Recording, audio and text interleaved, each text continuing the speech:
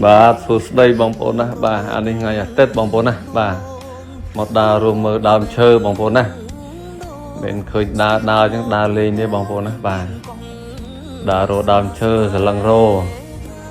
ធ្វើមិនរកដើមឈើណាដែលយើងគិតថាវាស្អាតហើយយើងទិញទៅកន្លែងខ្លះក៏យើងអាចសុំគេបានក៏សុំទៅបងប្អូនណាការយោគយល់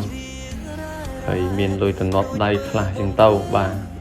ធ្វើម៉េចយកដើមឈើប្រភេទស្អាតប្រណិតយកមកដាំក្នុងកសិដ្ឋានជាងនឹងបងប្អូនណាបាទហើយបើបងប្អូនឃើញស្រឡាញ់ស្អាតបងប្អូនអាចចរចាតម្លៃទិញវិញបានបងប្អូនណាព្រោះដើមឈើក្នុងកសិដ្ឋានពូជស្រូវមកអាស័យយើងហ្នឹងគឺលក់ទាំងអស់ទេបងប្អូនណាបាទយកមកផ្សារទៅបើបងប្អូនត្រូវក៏លក់បងប្អូនមិនត្រូវទេក៏ដាំលម្អសម្រាប់សភនភាពរបស់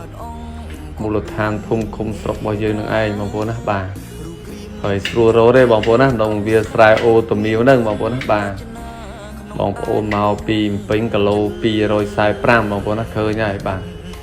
ហើយផ្លូវឈើយើងហ្នឹងគឺបានដើមតបៃព្រៃចិត្តគ្រប់ហើយបងប្អូនណាបាទ